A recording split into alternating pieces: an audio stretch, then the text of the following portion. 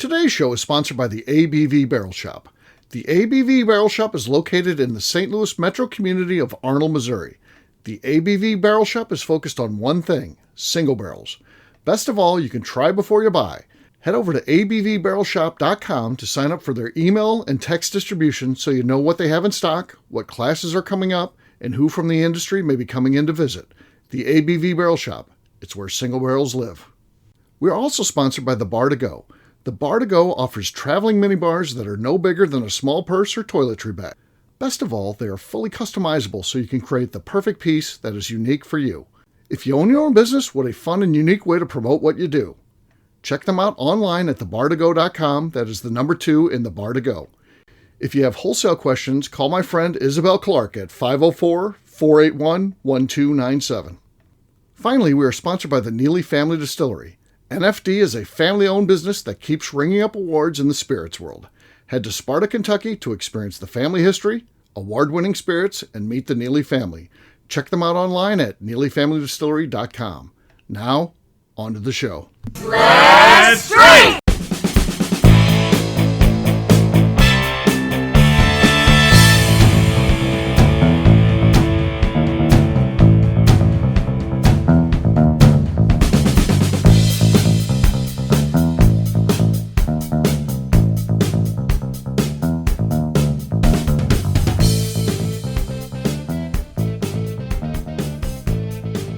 Welcome to the Bourbon Daily, the podcast about everything bourbon delivered to you every day of the week. Today on the show, we look at an airport lounge sponsored by Chase that has a whiskey bar in it. My name is Justine Mays. Please join me in welcoming my co-host Steve Akeley, along with our special guests Ryan Thompson, Luke Otero, and Lenny Eckstein. Hey gang, what's up? Hey everybody. Hey. Hello. So we're going to be talking today about Chase and adding a whiskey bar into their airport lounge. Sounds pretty fun to me. We'll get to that after the break, though. For right now, Ryan said there's something he wanted to talk about. What is that, sir? Yeah, there was a couple weeks ago, the one and only Tim Swyatt was driving through our area and Lenny and I's area. And so I know he visited Lenny and then came a bit north and visited us. And so we had a great time. Oddly, I was meeting him at the tasting room in Vale Village at 6:30 or so, I think, something like that. I was at a different event right before then. At the event I was at, had no power around. And so the event was held. It was still light and enough windows at this place, and so we had enough light that was going on. We still held the event. Didn't know what was going on. We just thought the place where the event was forgot to pay the power bill or whatever, right? So, so I get my truck and I'm going to meet Tim. I'm like, man, I'm starving. I'm going to stop by the grocery store and get a quick snack. And stop by the store and they're closed because they didn't have any power. I'm like, all right, well, I'll go to the different grocery store on the way. Stop by a second grocery store, no power. Stop by a third one, no power. I'm like, what is going on in this place? Get to Vale Village and the power is completely out across Vale Village. I get into our tasting room and our manager's like, dude, there's no power from Parachute to Summit County. Parachute is, I don't know, 60 miles west all the way to Summit County. There's no power in the whole entire Vale Valley. So in rolls Tim Swyatt, and our tasting room is half window, so we had plenty of light. Every place else in Vale Village was closing down. We can still operate on no power. You know, we still have enough ice, and we don't need power to run. So our place filled up pretty good. And Tim and I are sitting there just chatting away. About 8:30 rolls around, and it's getting dark, and everyone's like, man, we need to get home before it gets too dark, right? So we can find our way home and get our phones. Some people are charging their phones in their cars, you know, if they need it, but use the flashlight, whatever. And so I got home and, of course, got home and poured a drink and sat on my back deck and hung out for a little bit. When the power goes out for you guys, is it something you look forward to because everyone pours their drinks and hangs out, or do you just call it an early night and go to sleep? What do you guys do? Is my question. Okay. Thankfully I've got the underground power lines, and our power really doesn't go out unless something really bad happens. Like we had somebody hit the power station, and it was out for a couple days because of that. But normally my power doesn't go out. Now I deal with my mom's power goes out all the time. She has above ground wiring, and it's like in the last 3 weeks it's been out twice. There's always the storms this time of the year and stuff, and so it's bad. And I bought one of those things when power does go out, so you can run a fan, or a cell, because this never happens at the, like a time of the year when it's nice outside. You can just crack open the windows, and it's always either extremely hot or extremely cold. So I have this now thing, and my mom never wants me to bring it over. I'm like, I got this thing. You can just plug stuff in. Oh, I don't want that. And then she complains about, she can't do anything, or she's hot or whatever it is. I don't know. So it's annoying to me. It's not something I look forward to at all. Power being out. No. Yeah. I do not look forward to it, Ryan. If we did not have a warehouse full of climate controlled wine, I'd be okay. Right. It's got to be stressful for you. So we purposely keep the temperature pretty low, 62 degrees. And we don't have to have the air conditioner on, the climate control on all year round, because as you guys know, Santa Fe at 7,000 feet, come October, all the way probably through first part of May, it's pretty cool, and it stays consistently cool. But when we get these hot months like we're in now, and something like that happens, I just cringe, because I know the power company doesn't understand, that wine needs to be a certain temperature to be. So yeah. So I have sleepless nights when that happens. I'm sure. Do you have a backup generator on that, Luke, at all, or no? No, we don't. Yeah. So it's something that we're going to talk to the landlord about. Right. Yeah. Okay. Have some backup. Yeah. Yeah. How about you, Lenny? Yeah, it's happened before, but while we haven't lost power for very long in our valley, with all the, it was such a dry winter, no snow. It's the fire danger's high. We've got fires like all over the place surrounding us. So I keep my truck camper pretty rigged to go. And we haven't had to do that yet this year. But in the past, I wouldn't say we had to, but when the power goes out and there's no internet, work gets kind of tricky, because I'm like, well, I'm sure I could find something to do, but I typically rely on the internet for, emails or logging what I'm doing at the distillery. Or collecting money anymore. Yeah, that too. Yeah. Right. But whenever it happens, luckily, fortunately, it hasn't ever happened for too long here. So usually we'll just jump in the truck and go fishing or camping, and at least like if we need heat, we've got heat. There's already a bunch of booze and water in there, so pretty ready to go. That's kind of been our move. Okay. Like mini bug out kind of apocalypse style tendencies. Yeah. Justine, how about you? I don't generally lose power very often or for long. I'm right next to a couple of big industrial parks. So it kind of seems like I'm on the right grid that usually gets up and going first. I did lose power, I think it was last summer, and it was for a little bit longer than normal. And I was outside working in the yard. It was during the day, but it was hotter than hell. And I went down to the gas station, and they had like 2 generators that were like the size of my car running the gas station. So I went in there, got water, came back, and then just sat in my driveway for like a half an hour with the car running and the air conditioner, because I was literally like ready to pass out. It was so hot. Yeah.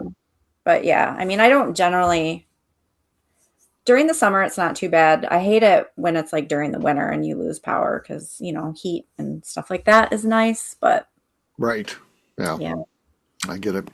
Ryan, you shared your story, but is this something you look forward to? You didn't weigh in on that. Is this something I like the adventure, right? Sure. I'm okay with it. You feel like a common person. For a day. Light some candles and pretend like it's 1800. This is how the other half lives without electricity. No electricity. Poor Otero down there. He doesn't have a backup generator. Right. Call me, Luke. I got you, buddy. Okay. We'll save your wine, my man. No, I look forward to it. I got home when the sun was going down after Tim and I had a good time hanging out. And then I was like, well, hell, I'm nothing else to do. I might as well pour a drink and hang out outside and watch the sunset. So that's what happened. It's great. All right. Fair enough. Yeah, I look forward to it. Well, on that note, guess what, gang? It's time to drink. What is everyone drinking? We'll start with Justine this time. She went last time. It only feels right she goes first this time. What do you got there, Justine? I am going to go with the Old Monroe finished in a rum cask. Oh, that's very popular recently. So, okay, very solid cork pop. That might be enough. We're gonna see what happens here. We'll play it out. We won't just give her the victory. She's gonna have to earn this thing. So we'll see how it goes. Next up is going to be Luke. Luke, what do you have, sir? I've got Jay Mattingly from it's from Kentucky. Okay. So here we go. Not much going on there. Not much happening. Justine has a solid lead at this point. Lenny's next. I've got a bottle of Deer Hammer Bourbon. It's a single barrel pick from Little Daisy. Since my audio setting seems to be conspiring against me, I don't expect much. Yeah, that's the audio setting. Sure. Yeah. Perfect cork pop by you, just the audio settings. Let me show you how to do this, Lenny. I've got Deer Hammer. This is one of your single malts. What? Yeah. I'm gonna show you how to do it. Mine was not just loud. I don't know if you guys saw it. It actually blew my hair back when I did it. It's ridiculous. We'll see how this goes. All right, here we go. Justine's got the lead. Well, I mean, it wasn't great, but it was better than Lenny's himself. It was. Yeah. So, Ryan, you're last but not least. Justine has the lead. You can try to steal this from her. What do you got? Well, I think I've got the same audio setting as Lenny, but let's see here. A little John J. Bowman single barrel from Virginia, straight bourbon. There we go. Okay. Let's go. 3, 2, 1. Okay. That was one of your better ones for sure. It was a very good effort, but it was a second place effort. Justine wins it. So cheers to Justine. Again. Cheers, Justine. She's on a roll. Look out. All right, we'll take a quick break, and then when we come back, we're going to be talking about a whiskey bar being added into an airport lounge in Dallas. We'll do that in just a few.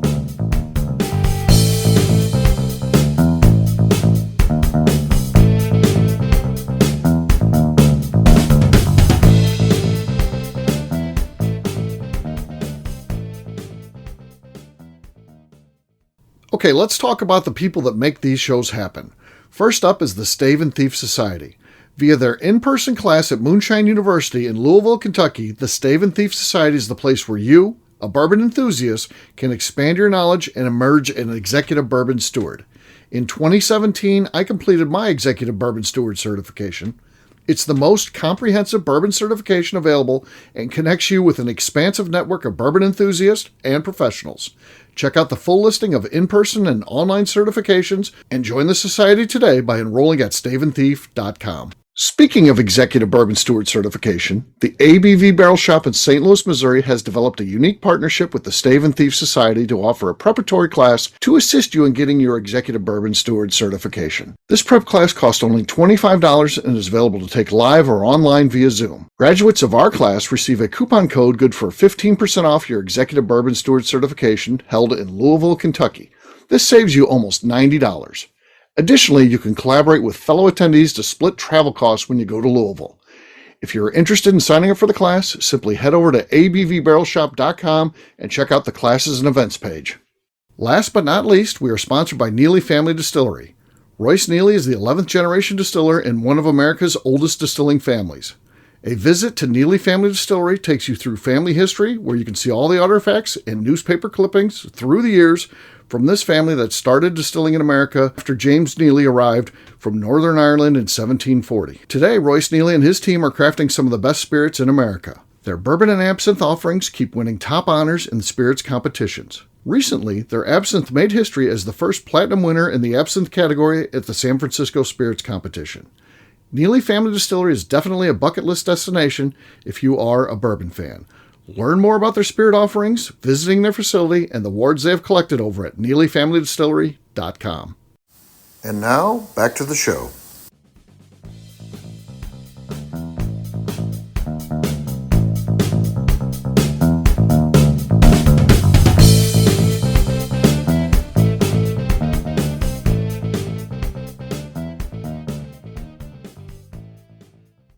Break. What, small talk, Darren? You got something? Yeah.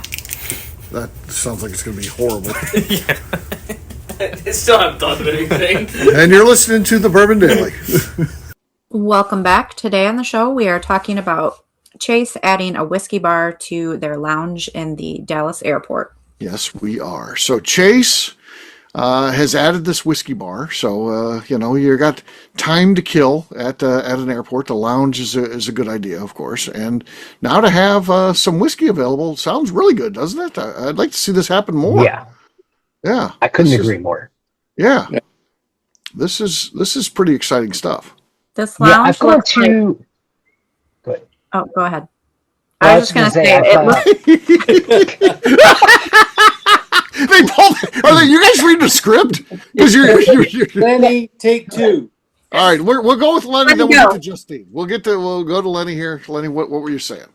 No, I was just gonna say I certainly haven't experienced this new lounge, but I stop in Chicago every so often and have a long layover, Right. and I do like that I guess it's the United Lounge that I pop into there has they'll have like Few and some other local brands there, and I think that's pretty rad. Yeah, I like seeing that. Right. Yeah. Okay. Justine, what were you saying?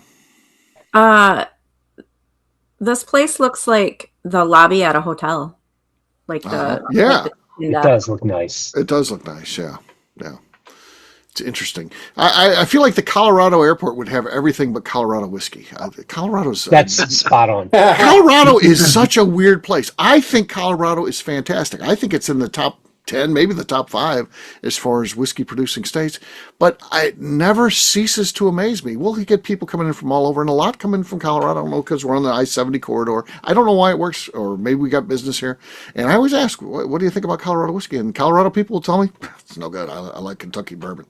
How is this possible? I had a conversation with Todd Leopold, and I asked him about that. He says, that's 100% true. That's the shit we deal with. I don't understand Colorado people, why they don't like their local distilleries. It's insane. It is. I have nothing to offer. It doesn't make any sense. I think they do. I mean, we don't want to cast such a broad brushstroke. Right. Like, I get a lot of folks. It's not like you're getting zero sales from Colorado. I get that, but it's It doesn't seem like there's a hometown pride. I made a movie called Colorado Whiskey, and I was surprised that one of the cast members, who I respect, was like, I can't even believe we're doing this. I mean, Good thing we have a lot of visitors that come through that keep us afloat, huh? Yeah. Texas, Kansas, little Missouri, they love our stuff. Yeah, that's right. Yeah, for sure. I hope this Chase Lounge spurs the others to up their game. Yeah, because I think it's the American Express one. They have the same offerings all the time. Do something different. Look at the regional. Look at VinePair and see what would work in that area. And, right.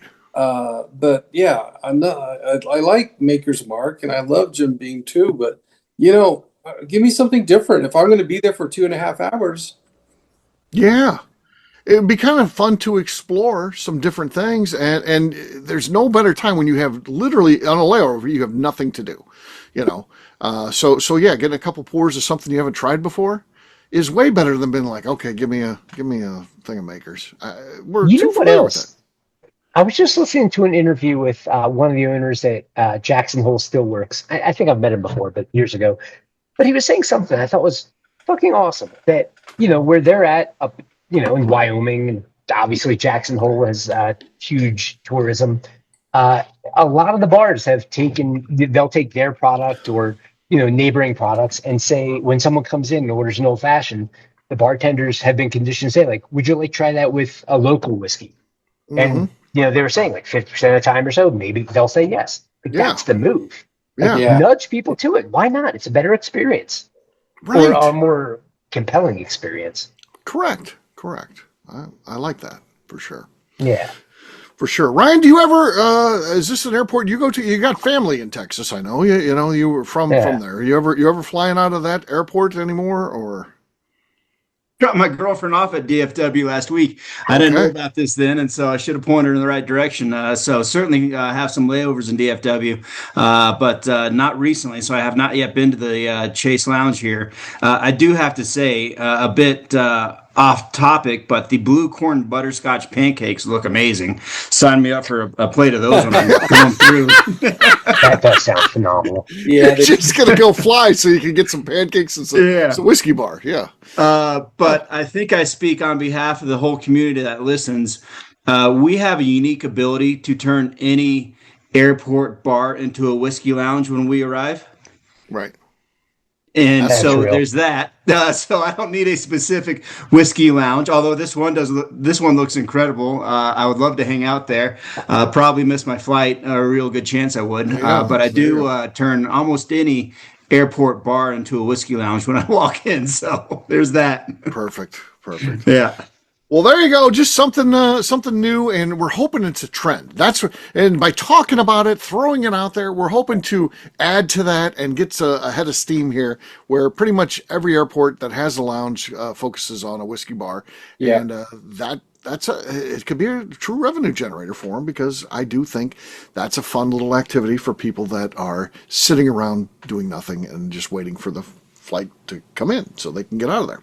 On that note, we're going to wrap this one up, as we always do, by talking about where people find us. Luke, we'll start with you. Where can people find you? You can find me on LinkedIn, and you can find us on Instagram at Santa Fe Boutique Wines. All right, Lenny. You can find me and the rest of Deerhammer on social media at Deerhammer, on the webs, deerhammer.com. You can come visit us in beautiful Buena Vista, Colorado. All right, Ryan. You can find me drinking in the dark when the power goes out. Which might be a good country song, actually. Yeah, it would be. Drinking in the dark when the power goes out.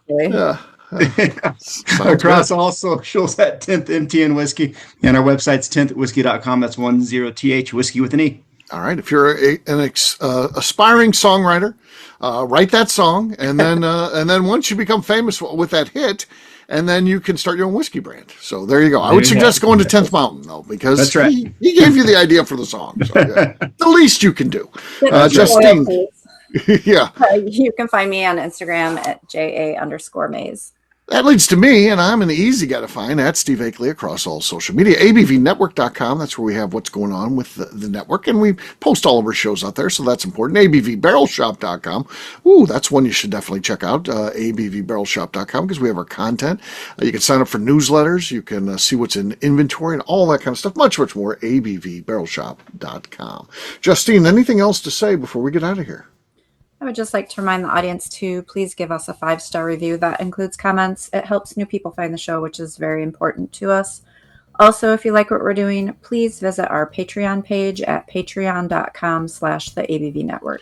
Great job today, gang. For audience, we'll have a brand new show for you tomorrow. Looking forward to that. Until then, take care, everybody. See ya. See you guys. See you guys. Peace.